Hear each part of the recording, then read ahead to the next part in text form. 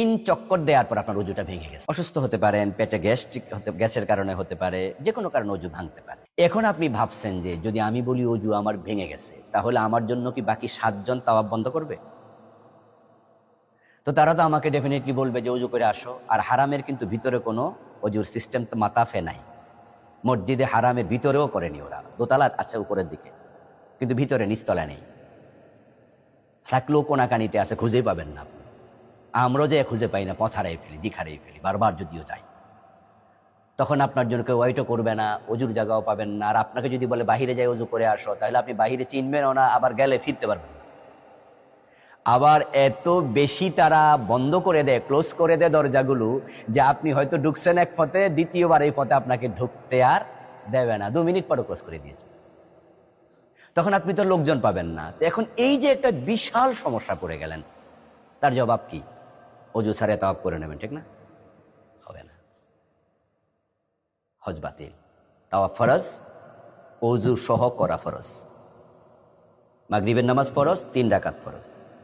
না পড়া যেমন ঘাটতি, 3-এর মাঝে 2 রাকাত পড়লেও হবে না, এটাও ঘাটতি, সমান ঘাটতি। অজু ছাড়া তাওয়াফ হজ বাতিল। এই জাতীয় ক্ষেত্রে কি করবেন? এই জাতীয় ক্ষেত্রে আপনার যখন অজু ভেঙে যাবে, তখন আপনি তাওয়াফ স্টপ করে দেবেন। স্টপ করে আপনি এক কোনায় দাঁড়ায় থাকবেন, অন্যদেরকে বলবেন যে আমি দাঁড়িয়ে থাকলাম, আমাকে এখান থেকে নিয়ে যেও, আমি পরে তাওয়াফটা করে নেব। অথবা আপনি তাওয়াফের চিন্তাটা মাথা থেকে সরিয়ে দেবেন, শুধু ঘুরবেন ওদের সাথে। যদি আপনি মনে করেন যে আমি আলাদা দাঁড়িয়ে থাকলে এখানে আমি পথ হারিয়ে ফেলবো, আমাকে চিনবে না, তখন আপনি সাথে সাথে মনে মনে বলবেন যে আমার তাওয়াফ আমি স্টপ করে দিলাম, এখন শুধু শুধু ঘুরছি ওদের সাথে, জাস্ট বাধ্য হয়ে। আপনি মাযুর। আপনি পরক্ষণে আপনার যারা হজের গাইড আছে, আপনার যে এজেন্সির মাধ্যমে যাচ্ছেন, দায়িত্বশীল আছে, তাদেরকে জানাবেন আমি তাওয়াফ করতে গিয়েছিলাম, কিন্তু আমার অজু ভেঙে যাওয়ার কারণে আমি তাওয়াফটা শেষ করতে পারিনি, আমাকে আপনি আবার তাওয়াফ করান। তখন আপনি অবশ্যই আরেকজনকে সাথে নিয়ে তাওয়াফ করবেন। লজ্জা করে, সমস্যা আছে ইত্যাদি বলে অজু ছাড়া তাওয়াফ করার কোনো সুযোগ নাই। তারপরে তাওয়াফ করার জন্য নির্দিষ্ট কিছু পয়েন্ট আছে। আপনাকে সেখানে আলো জ্বালানো আছে, লাইট জ্বালানো আছে, আপনাকে যারা গাইড করবে তারা দেখাবে।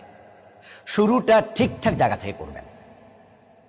যদি আপনি লাইট থেকে একটু আগায়া শুরু করেন, তাহলে আপনার কিন্তু একটা চক্করের একটা অংশ বাদ পড়ে গেল, আর 7 চক্কর মিলে এক তাওয়াফ।